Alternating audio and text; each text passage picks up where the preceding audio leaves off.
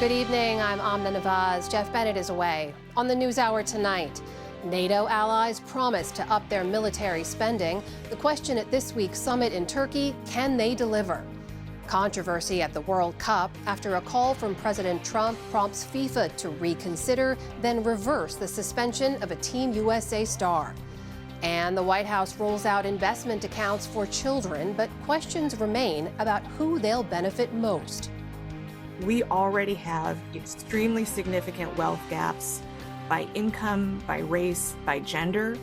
And the way that this policy is structured, it's not going to narrow them. It has the potential to widen them.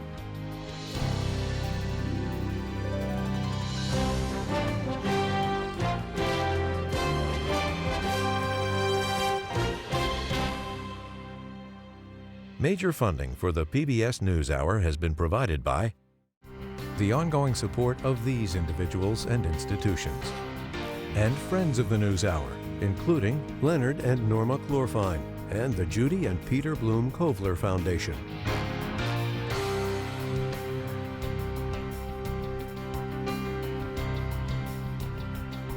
And with the ongoing support of these individuals and institutions.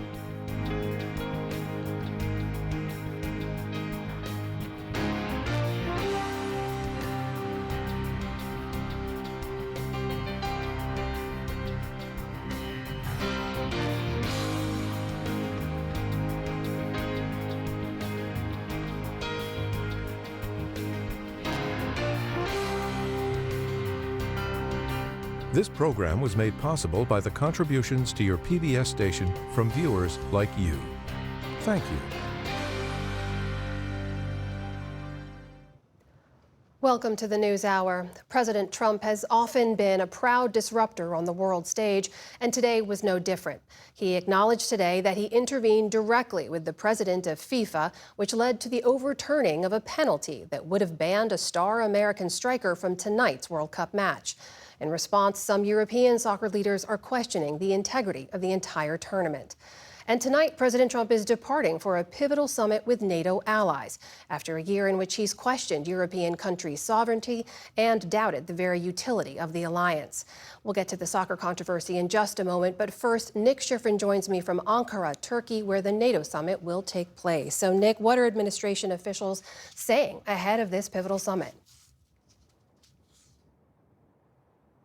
Amna, as one senior official put it to me, it is, quote, show me the money time.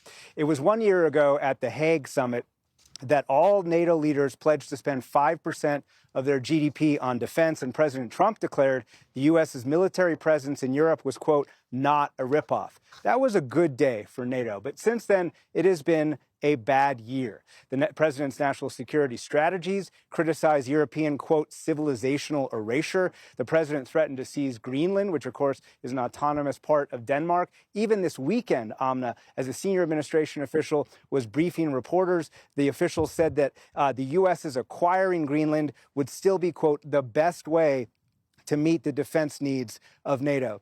President Trump has also questioned the very reason for the alliance's existence after Europeans resisted helping the U.S.-Israeli war with Iran, and the Pentagon indicates that they will draw down troops and bases from Europe. And so European officials arrive here knowing that if they want to placate President Trump, and that is an if, they will have to present what Mark Rutte, the Secretary General of NATO today, called clear, concrete, and credible plans to reach that 5% goal. As that senior administration official put it to us, the U.S. is no longer interested in burden shifting. They are talking about burden sharing. And that really indicates how much the historic U.S. and European security ties, Amna, have begun to fray.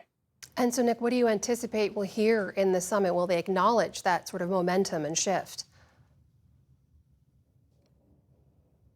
You know, privately, Amna, European officials do acknowledge this, but publicly they are much more careful, saying what one European official told me today would be a, quote, more European NATO. But there's a different tone here. Now, last year, European officials arrived here describing an effort, an attempt, a hope to try and keep the U.S. committed to Europe. Now they acknowledge that Europe is going to reduce its presence in Europe. So their goal is just to minimize the damage of the transition. There are more than 70,000 U.S. troops in Europe, and if the U.S. withdraws quicker than Europe can mobilize, that could create a security vacuum that would make Europe vulnerable. What Europe wants is, frankly, what it doesn't always get: predictability and collaboration. But as always today, Rutte played his Trump whisperer role, and he praised what he called the president's forcefulness. President Trump has been extremely forceful, encouraging us to do this. And you could argue that he is the first president of the US since Eisenhower who was able to come to this situation where the Europeans and the Canadians will spend the same as the Americans. This equalization was a wish for 50, 60 years, and now it's happening, and I think in large part to his leadership. The irony here, Amna, is that European defense spending and capabilities are growing at the exact same time that tension within the alliance is growing, mostly because of President Trump's rhetoric. Nick, meanwhile, we know as you've been covering, one of the topics at the summit beyond NATO will be Ukraine. What do we expect to come from these meetings when it comes to that ongoing war? I mean, it's certainly a topic that European officials are desperate to present a united front on. But Ukraine is extremely vulnerable right now to Russian attack. As we saw overnight, a Russian barrage of missiles and drones hit Kyiv. All of Russia's ballistic missiles struck their targets. That means that Kyiv has run out of Patriot air defense. The Russian attack killed at least 22 people. President Trump will meet Ukrainian President Volodymyr Zelensky here on the sidelines of NATO. And Zelensky, of course, will emphasize getting more European and U.S. air defense, as the U.S. and Europe are also talking about some joint models, joint production in the defense industrial base. And briefly, Nick, before we let you go, what are we expecting from President Trump in the way of an announcement tomorrow alongside the Turkish leader, Erdogan? So the two will meet, and Turkey has been asking for two major military parts from the United States: engines for Turkish military jets, and also being back into the American F-35 military jet program. You'll recall, Amna, of course, that Turkey was removed from the program and sanctioned during the first Trump administration after it refused to give up air defense missiles provided by Russia. U.S. officials are hinting, although not confirming, there could be progress to allow Turkey back into the F-35 program. That is something that has split Capitol Hill. It's split experts. Israel has come out against it, but it's something, Amna, that Prime Minister Erdogan has made such a key priority in his personal dealings with President Trump. All right, that is Nick Schiffrin reporting live from the site of the NATO summit in Ankara, Turkey. Nick, thank you. All right, let's turn our attention now to President Trump's involvement in another international affair. That's the World Cup.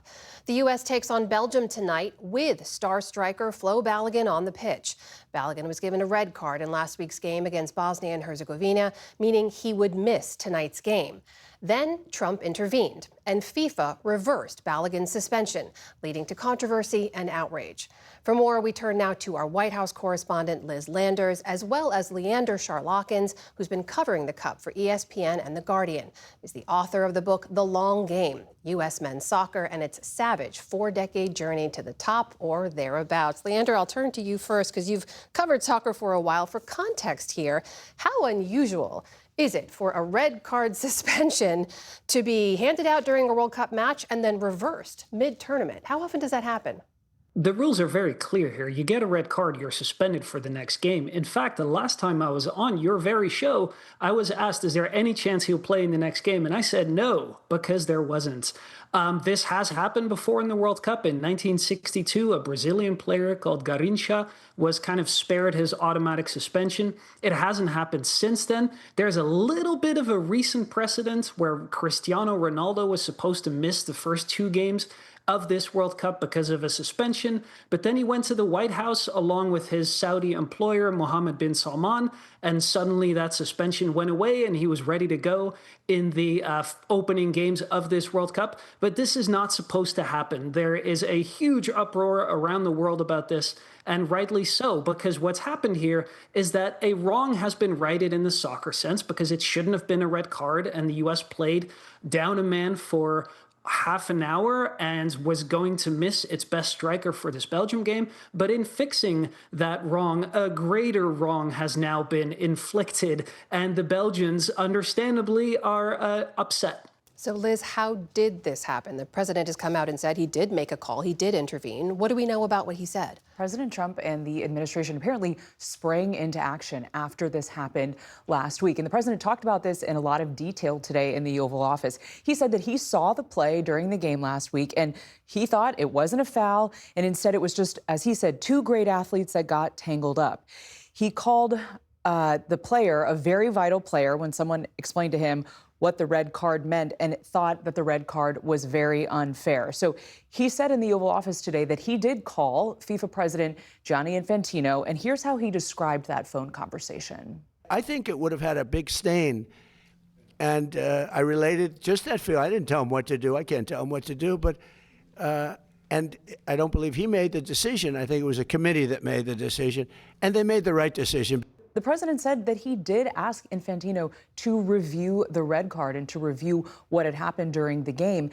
And within about an hour and a half of the president making these comments today, we got a statement from the FIFA president. And he said in part in this statement, quote, "During our conversation, I explained that there was an ongoing legal process involving FIFA's independent judicial bodies and that the case would be decided in due course by the competent bodies. That is how FIFA's system works, and it is a principle that I will always uphold." So defending the autonomy of the organization there. But these two men have a very close relationship. FIFA took up offices in the Trump Tower. Infantino attended President Trump's inauguration. And of course, people may remember last year in December during the World Cup draw at the Kennedy Center here in Washington, Gianni Infantino presented President Trump with the first ever FIFA Peace Prize. Can I just follow up with a little bit of irony in all of this as well? This is the president intervening on Flo Balogun's behalf.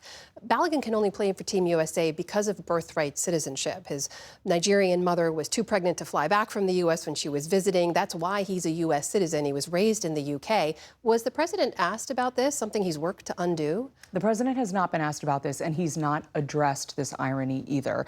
He challenged birthright citizenship day one back in office here with that executive order, which the Supreme Court just ruled last week against him and said that the 14th Amendment does give people the right to citizenship if you are born here in the U.S. So basically defending Balogun's status as an American citizen in addition to everyone else who has birthright citizenship here. The president expressed his disappointment in that decision, but then went on last week to say that he still wants to challenge birthright citizenship.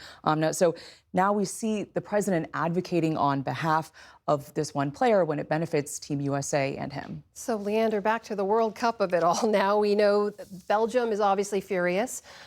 Latest news seems to suggest that FIFA has rejected their appeal. What do you expect to happen next? Will there be more appeals? And what does all this mean for the U.S. match tonight? Well, so first of all, Belgium was basically told you can appeal this decision, even though they were never given an explanation or were told what the appeal process would look like, whereupon they basically lodged a blind appeal, and then FIFA ruled very, very quickly and said, no, you have no standing in this case, therefore your appeal is denied, or it wasn't even considered in the first place. This was already a tough game for the U.S. They played Belgium in March. They lost 5-2 in a friendly game. They were eliminated by Belgium in the 2014 World Cup at the same stage in the round of 16. The U.S. had a lot more momentum going into this game, but it also feels like this kind of, has re-energized the Belgians, and it feels like there's a lot of kind of goodwill that was building around this U.S. team at this World Cup, which is the point of hosting a World Cup ultimately, has kind of just disintegrated, and there's this huge asterisk behind them if they manage to win this game.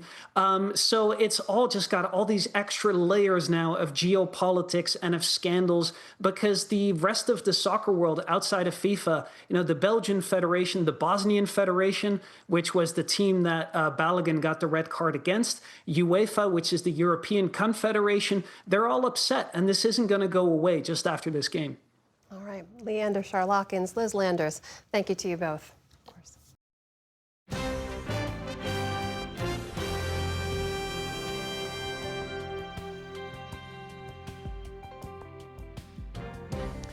We start the day's other headlines in Iran's capital city of Tehran, where hundreds of thousands attended a funeral procession for the country's late supreme leader, the Ayatollah Ali Khamenei.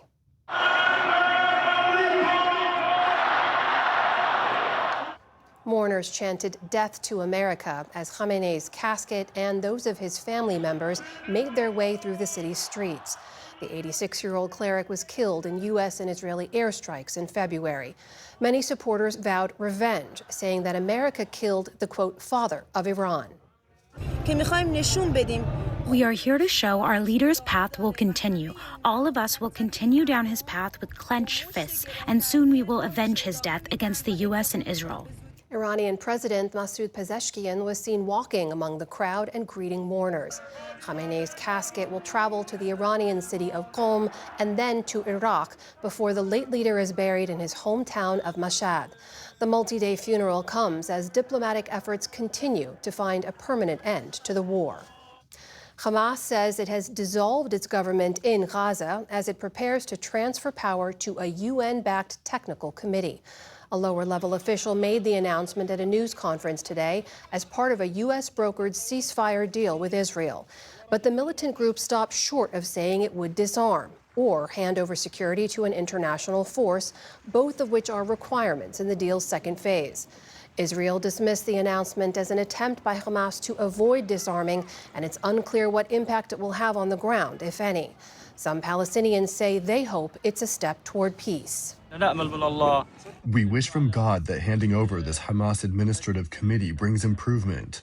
We wish from God to be relieved from the tents, mosquitoes, mice that are eating us up and our children. This is not life. We are living in torture. Israel has continued to strike suspected Hamas targets despite the ceasefire that was signed some 9 months ago. Hamas has significantly reduced its major assaults on Israel, but has continued with intermittent strikes as well. Health officials in Gaza say Israeli attacks today killed at least 5 people across the territory. Health officials in the Democratic Republic of the Congo say more than 500 people have now died in the Ebola outbreak. The Ministry of Health says the virus spread continues to outpace the response, with confirmed cases now above 1,500. In the meantime, health workers on the front lines are threatening to go on a 24-hour strike over unpaid benefits and poor working conditions. That could jeopardize clinical trials with experimental treatments, which opened for enrollment just days ago. Cuba was hit by an island-wide blackout today as the nation struggles with an ongoing energy crisis. Cuba's power utility called it a total disconnection from the nation's electrical system and said it's investigating the cause. It's just the latest power failure on the island of some 10 million people after at least 2 similar incidents earlier this year. The nation suffers from aging energy infrastructure, and fuel has been running out since the Trump administration threatened tariffs earlier this year on any countries providing oil to Cuba. Back in the U.S., parts of the mid-Atlantic and Northeast saw drenching downpours today, with some 60 million Americans under flood watches and warnings. It follows a wild weekend of storms that downed trees and damaged homes from the Midwest to the East Coast. As of this afternoon, nearly 500,000 people were without power. And while some areas work to recover from this weekend's flooding, forecasters say areas from western Pennsylvania to New England could see up to 4 inches of rain through tomorrow. In Pennsylvania, officials warned of the flood risk. The bottom line and the last point is never walk or drive through flooding areas or moving water. The highest loss of life we see in the Commonwealth is usually associated with flash flooding, and it's people trying to drive through moving water and their vehicles getting swept away, and they usually have very tragic outcomes. The storms come on the heels of last week's record-setting heat, which officials say may have contributed to at least 25 deaths in New Jersey alone. And out west, evacuation orders remain in effect for parts of Utah and Colorado due to massive wildfires there. Most are only partly contained. Microsoft said today it's cutting 4,800 jobs, or about 2% of its global workforce.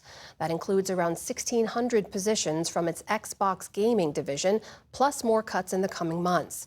The unit's CEO says their business today is not healthy due to increased competition and rising hardware costs.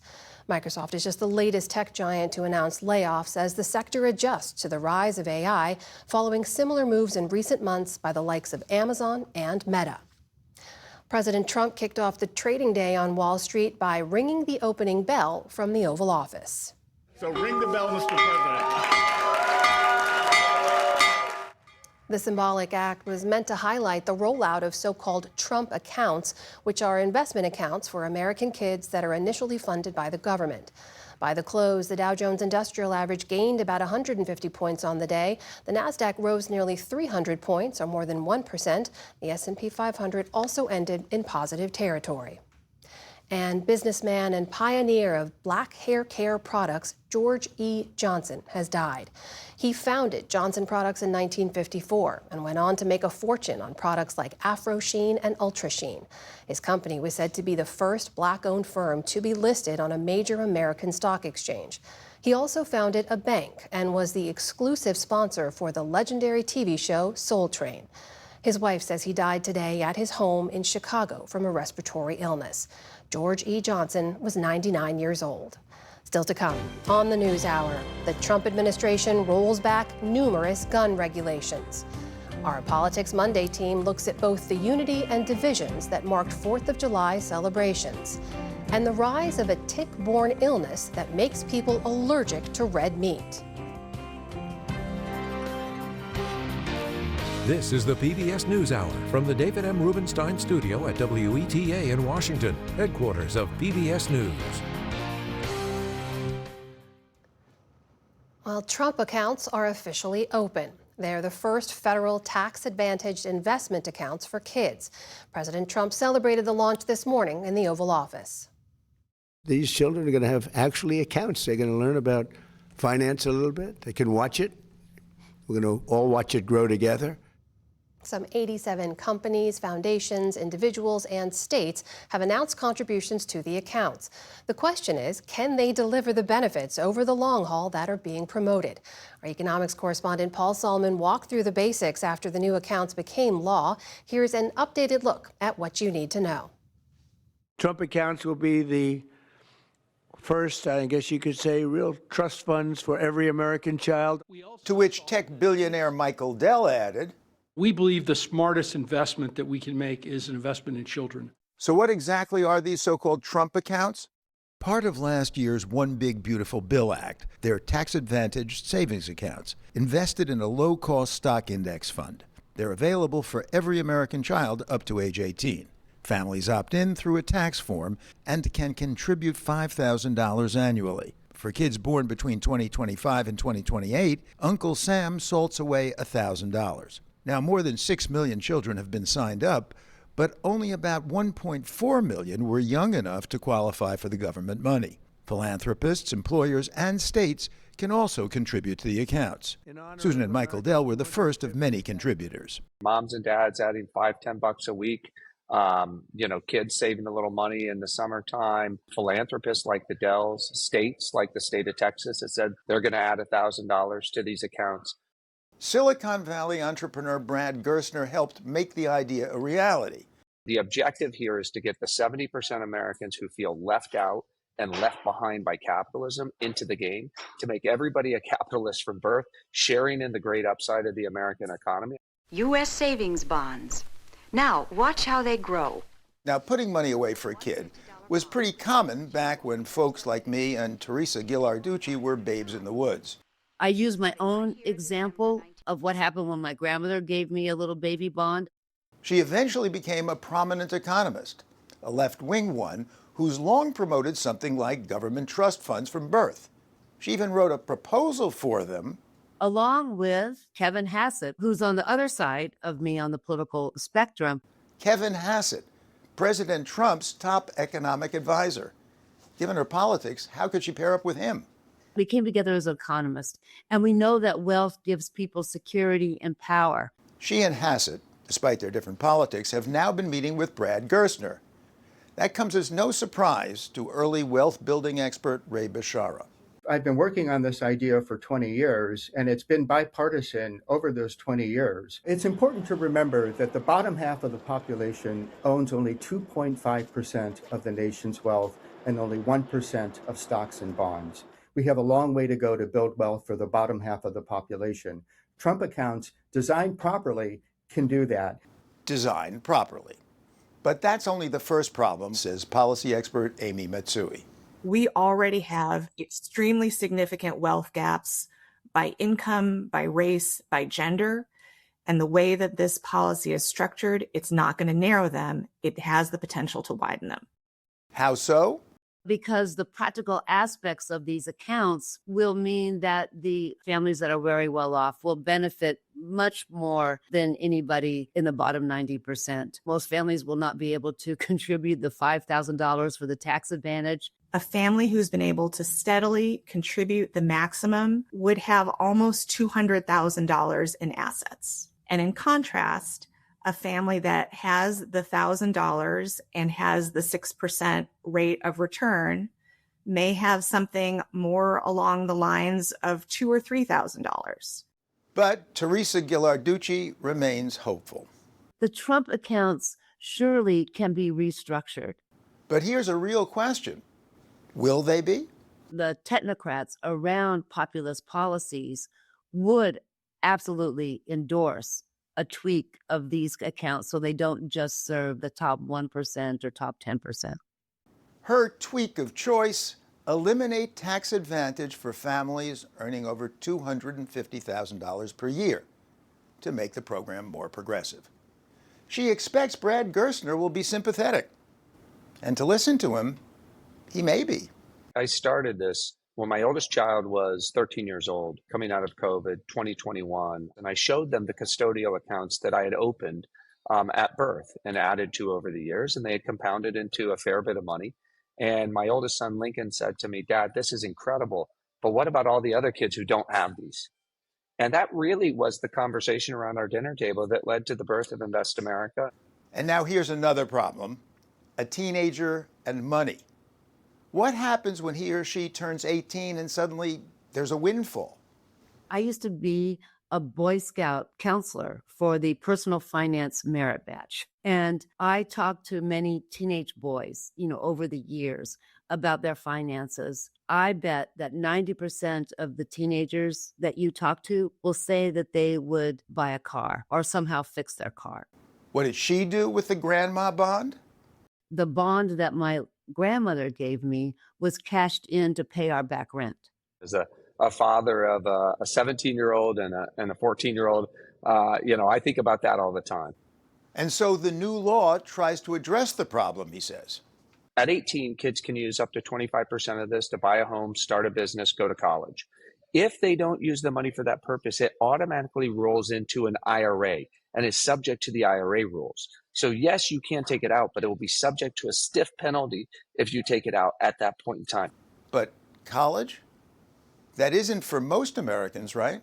2/3 of people don't go to college. And so if they take the money out to buy a car, they have to pay a penalty. So you're actually penalizing people who don't go right from high school to college. And so that has to be changed. They can use this money to go to a trade school. They can use this money to study a profession that isn't a typical four-year education, community college, to start a small business. Okay, but what about this potential final snag? Trust in government agencies is pretty low. And for families who don't have a lot of financial literacy or a portfolio of their own, they may be unwilling or reluctant to take the steps to open accounts for their children, even if they could receive that $1,000 of seed money from the government. Brad Gerstner says he's keenly aware of the problem. Failure for me would be if we had a bunch of accounts that were not claimed by the bottom third of the economic ladder. We have to make sure that we make it seamless for these people to know about the accounts, to get excited about the accounts, and to claim the accounts. So what's the bottom line right now? Pitfalls galore. But these accounts are, says longtime proponent Ray Bashara, The down payment on a big idea that can and should be improved over time. And it's important to look at history here. The Social Security, one of our most successful social policies, started out largely excluding women and minorities, but today it's one of the most inclusive, successful programs that we have. These Trump accounts, since they are completely wide open for an 18-year-old to spend, will not achieve the goals that right now President Trump and Michael and Susan Dell say they want it to achieve. It needs reform. But better than nothing. Better than nothing. And if reforms do happen in myriad ways, and if money pours in from myriad sources, potentially much better. For the PBS NewsHour, Paul Solomon.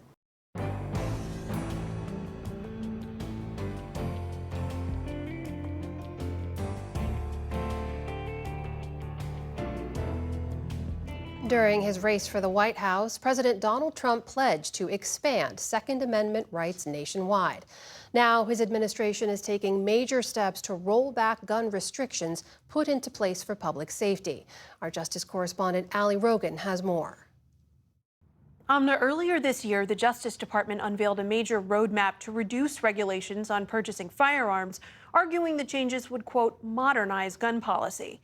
Now the department is also taking more targeted actions, going after Democratic-led states for their own gun restrictions. For more on the Trump administration's efforts to broaden Second Amendment rights, I'm joined now by Chip Brownlee. He's a staff writer at The Trace covering federal gun policy. Chip, thanks so much. Welcome to the NewsHour.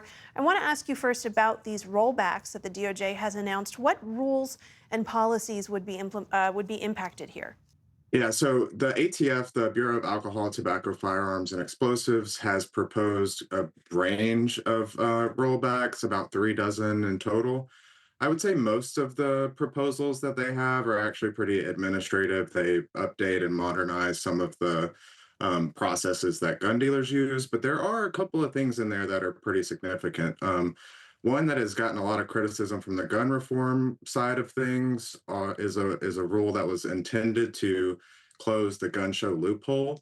The Trump administration has proposed rolling back that rule.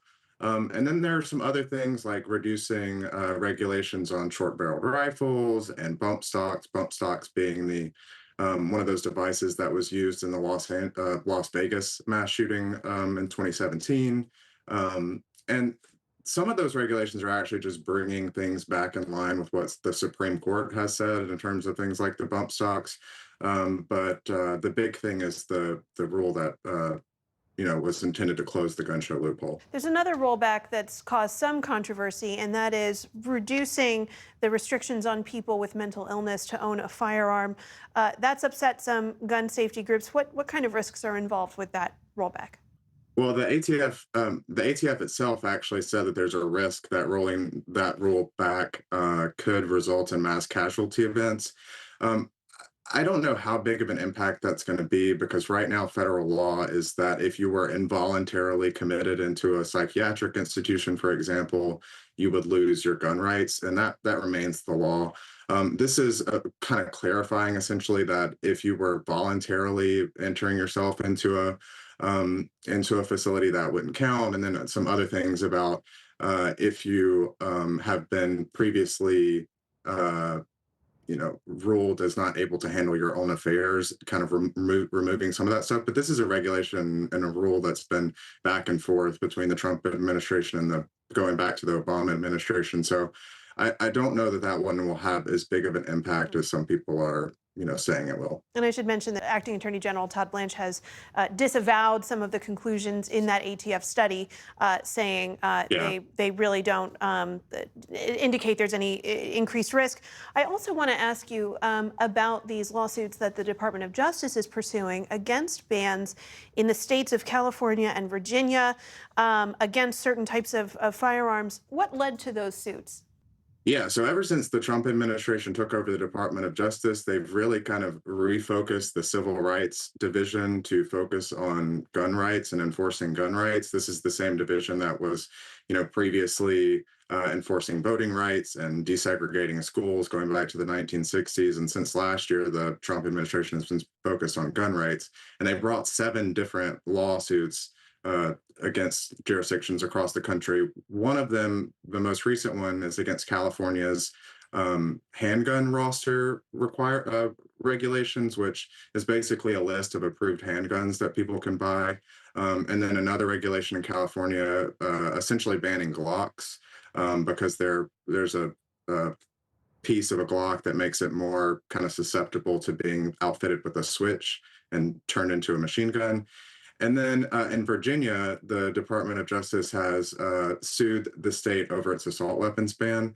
And that's one of a number of different lawsuits the department has brought against assault weapons bans, also in Denver and DC and some other places as well. I'm not aware of the Civil Rights Division really enforcing gun rights at any point before this.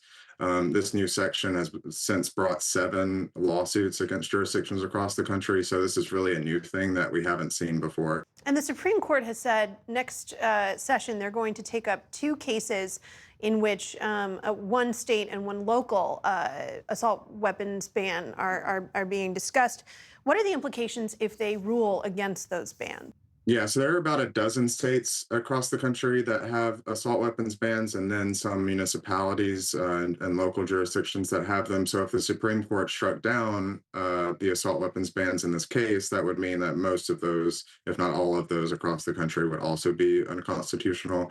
The 2 here that the Supreme Court has taken are assault weapons bans in Connecticut and in Cook County, which is Chicago. And those laws have been on the books since the 1990s, and now the Supreme Court is likely going to rule them unconstitutional. This is, again, so you would have a dozen states across the country that could lose their assault weapons bans. A lot of these laws passed in the wake of mass shootings across the country. Chip Brownlee with The Trace, thank you so much. Thank you.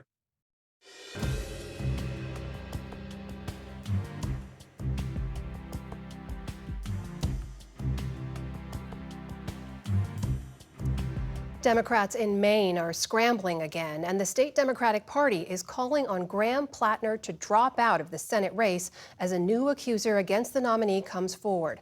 Politico reported this afternoon that a woman named Jenny Rossicott says Platner sexually assaulted her nearly 5 years ago. She spoke to CNN about the alleged rape. I don't believe that you can think that that scenario is consensual. You have to understand that that wasn't. When somebody is repeatedly, when somebody in the middle of it says, "Don't touch me," that's obviously not consensual. Rossicott says she's speaking out now as she balanced supporting Platner's politics, but not him personally.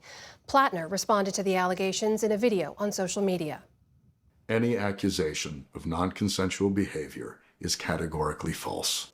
Regardless of the inaccuracy of the reporting, but mindful of the political reality it will inflict, we are taking the time to reflect on the best path forward for the state that I love, the people that I love, the movement I belong to, and the goal of defeating Susan Collins.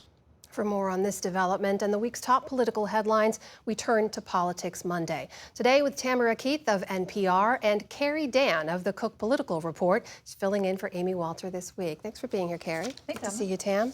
Let's start with this late-breaking news now happening in Maine. Carrie, we were already seeing some Democrats start to come out and call for Platner to step down and step out of the race. What do you think is going to happen here?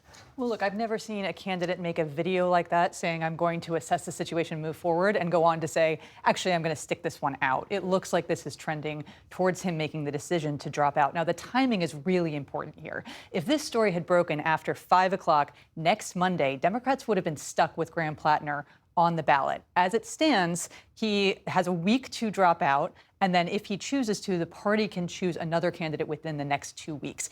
Who they choose if he is to drop out is going to be really crucial here.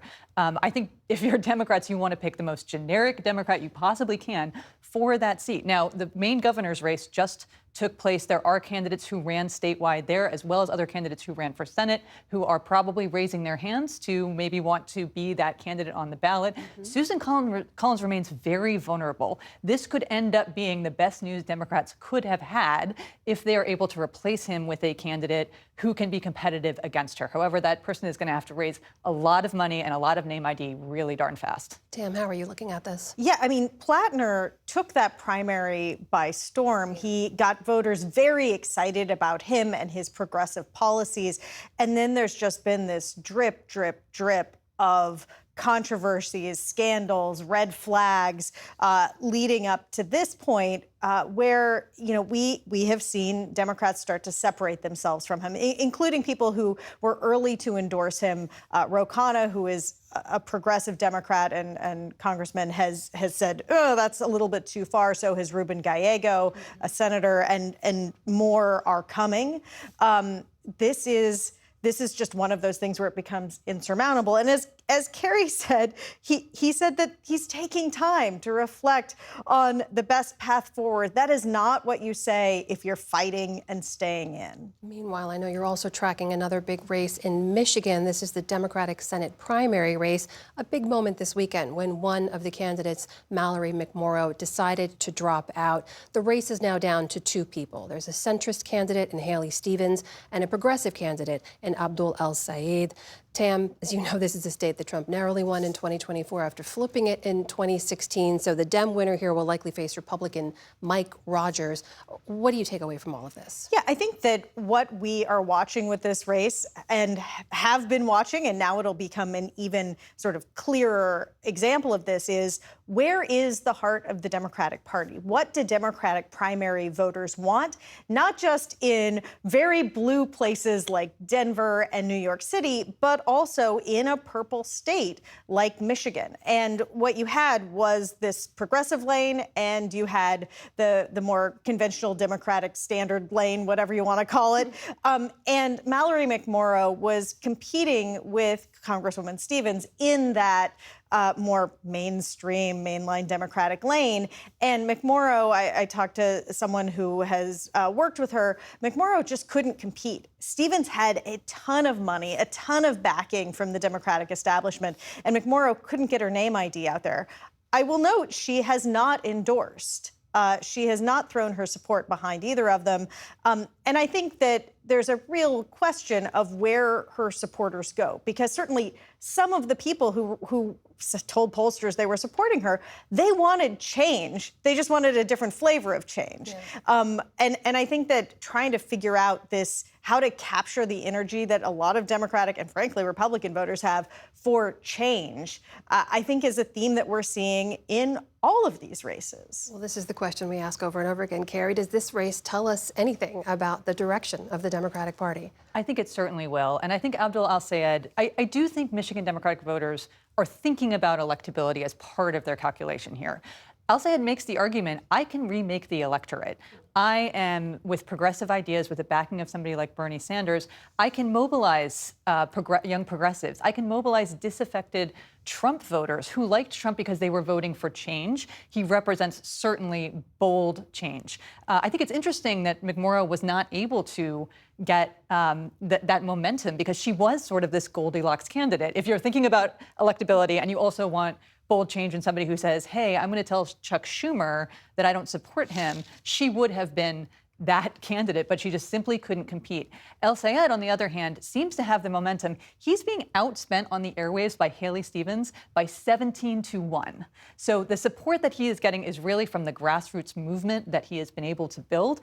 And also, I think, from being a talented candidate. Policy aside, he communicates, I think, he looks and sounds like a normal person and is calling for change. And I think that's what a lot of voters want in their politicians. He does these great, he does these advertisements where he's water skiing. I mean, he looks like a normal guy, people that may be appealing to people. Before I let you both go, I need to kind of look back at this weekend's 250th celebrations and a bit of a split screen. I know you've both been mulling over as well, because we saw the president speak, as he often does, sort of marrying historical narratives with political grievances in his remarks. And then we also saw these marches that caught a lot of attention, which was members of this white nationalist group, the Patriot Front, marching through the streets of Washington, D.C., chanting, "Reclaim America." I know a lot of people saw this photo that went viral of a black woman on a train surrounded by these people. This was taken by photographer Cheney Orr. Tam, what does all of this say to you about America at 250? Yeah, America in 2026 is still a very complicated country that doesn't have just one red, white, and blue narrative, but it has a lot of competing ideas and you know the idea that it is still working towards being a more perfect union. And when you talk about that video of this white supremacist group, I think it just is a reminder of how much the Overton window has moved on this. Recall the Charlottesville Unite the Right rally, how horrifying that was for Americans because they were so unused to people being so brazen about those views. Now, this happened on a very busy weekend otherwise, but still, it was sort of a tertiary story. And I think that just shows you how much the country has changed over this period of time of Donald Trump's presidency. Complicated, as you say, but hopefully on her way to a more perfect union. Carrie, Dann, Tamara, Keith, great to see you both. Thank you. You're welcome. Thank you.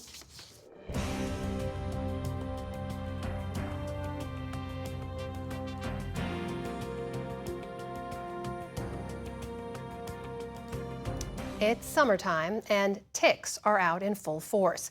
While in certain parts of the country, ticks have long been an issue, they're now spreading to new regions and bringing new threats.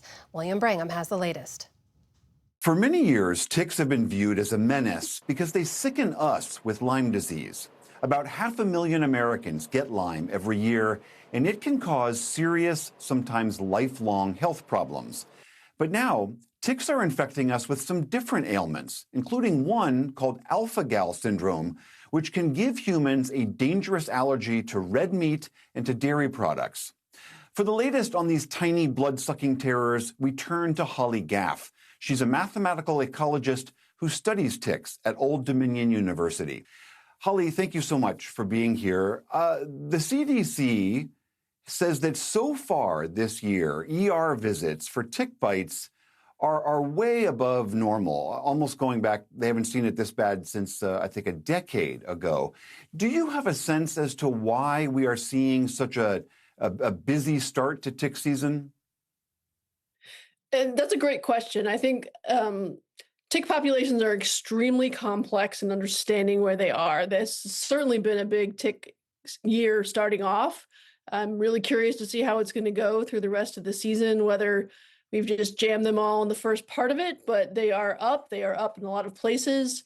I think there's a couple complicating factors of the combination of a very cold winter, which is kind of contradictory to what people would think. They think cold should kill a tick, but honestly, the cold probably killed some of the things that they would have fed on instead of you and me. So they're kind of, I jokingly call them hangry ticks at this point that are up and they haven't found food until they find us. Great. That's just way to give us some summer terrors as an army of hangry ticks out there. Exactly. Are there more regions of the country, different regions of the country that are more vulnerable to this explosion of ticks? Yeah, so I think the best way to understand the explosion of ticks as well is also these particular ticks, these Lone Star ticks, really like to feed on white-tailed deer. And so as white-tailed deer populations continue to explode, the ticks that come with them do.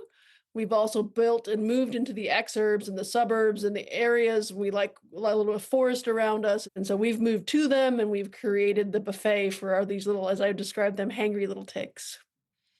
So Lyme disease has been the principal problem as far as human health. Is that still the principal concern? It's a mixed bag. I mean, Lyme disease is nothing to be trivialized at all in all of this. I think it's just the recognition of this newer ailment of alpha-gal syndrome that is coming along. Lyme disease has been moving south, but it's definitely been more in the Midwest and Northeast. And so, but alpha-gal and Lone Stars are moving north. So everything is moving every direction. And I think there's a whole bunch of other tick-borne diseases that also are smaller numbers of cases, but certainly of concern for those who are impacted by that. So specifically about that alpha-gal syndrome that you're talking about, that is something you get from a tick that causes an allergy to meat and dairy products, to red meat. Is that correct? Yeah, that is correct. So the saliva of a Lone Star tick in particular and some other tick species around the world have a sugar that it will basically expose you to the alpha-gal carbohydrate. And so it's a delayed allergy. It's a very bizarre series of steps in the immunology of the human. and all old world primates actually that can have the alpha-gal allergy that can be triggered from this exposure. And again, it depends on your genetics, so not everybody's going to have this immediately after being bitten by a Lone Star, but certainly a lot of folks have. I see.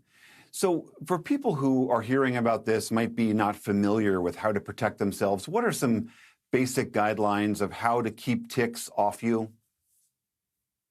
I think the best bet is to be aware that you are looking and you are, trying to find them before they find you. So if you go outside in areas that will be infected with ticks, and that'd be anywhere that you see a white-tailed deer, that's a great indicator that ticks will be nearby. You definitely want to stay on trails if you're hiking, or in your own backyard. Be aware when you're going near wooded areas where there'll be more ticks. And so being aware to where to look on your body, check yourself, check your children, check your pets. If you do want to use chemicals, there are some things like DEET that will deter them some. I always recommend permethrin as well, if you are willing to use that on your shoes at least. That can kill the tick as it comes across that. But it's just, nothing will beat checking yourself for ticks consistently while you're outside, as well as when you get back inside. I mean, I know you're not a doctor, but I know given your exposure and your expertise, you must have done this a million times. But if one gets through those defenses and is stuck in you, there seems to be so much misinformation out there about how to get them off. I've read petroleum jelly, burning them with matches, nail polish remover. What is the best way safely to get a tick out of you? The best recommendation, CDC recommendation, World Health Organization recommendation, is to get a pair of tweezers if possible and pull the tick straight out. It does not want to be irritated out of there. I mean, all the other techniques that you're talking about will probably do more harm to you. But if you get a pair of tweezers, put it flat against your skin and pull straight up. Don't twist, don't crush the tick. And your whole goal is just to get as much of the tick out as possible. First, I would say also wash the area. Don't panic. It is disconcerting to find one, but the sooner you get it out, the better, because the longer you wait to do anything else, the more exposure you are to both the saliva for alpha-gal as well as all the pathogens it could be transmitting. All right, that is Holly Gaff of Old Dominion University. Thank you so much for your expertise. Thank you.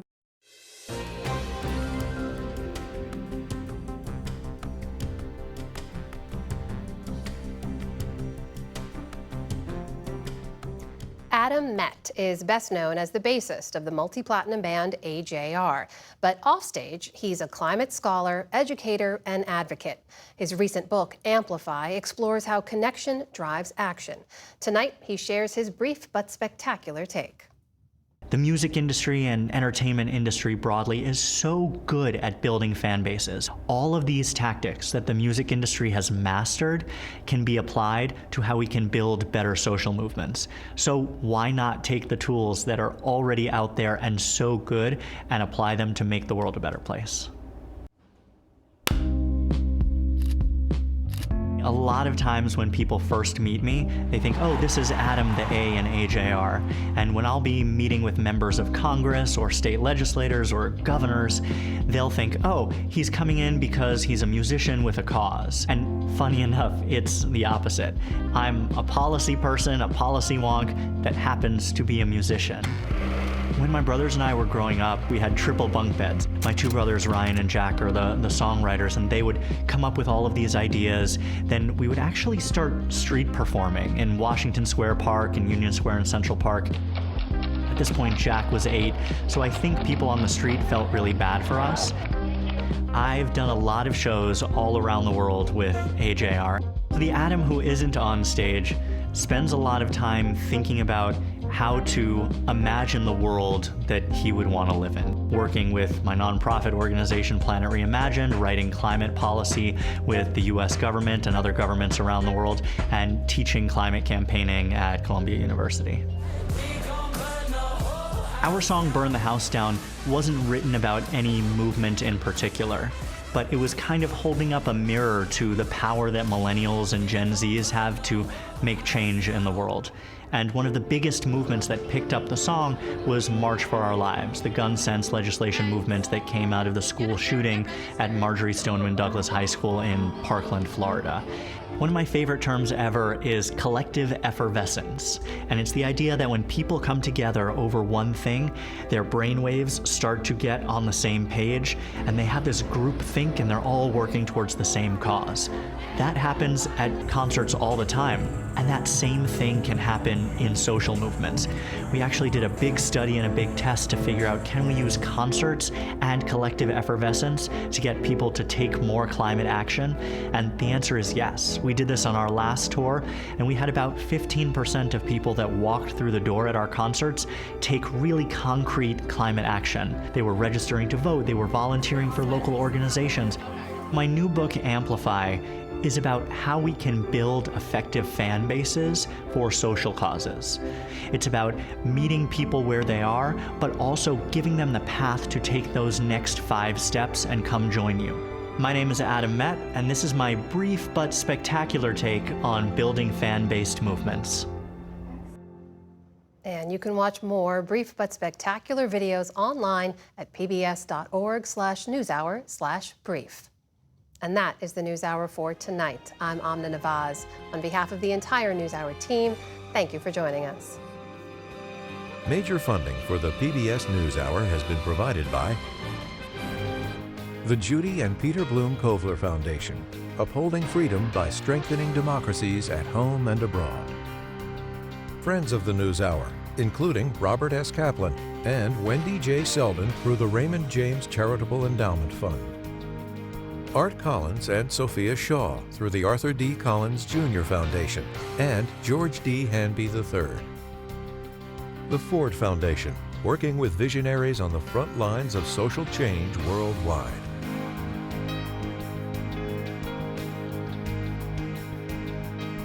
The John D. and Catherine T. MacArthur Foundation, committed to building a more just, verdant, and peaceful world. More information at macfound.org.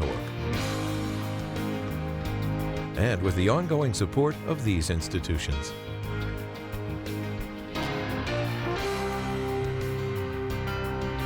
This program was made possible by the contributions to your PBS station from viewers like you. Thank you.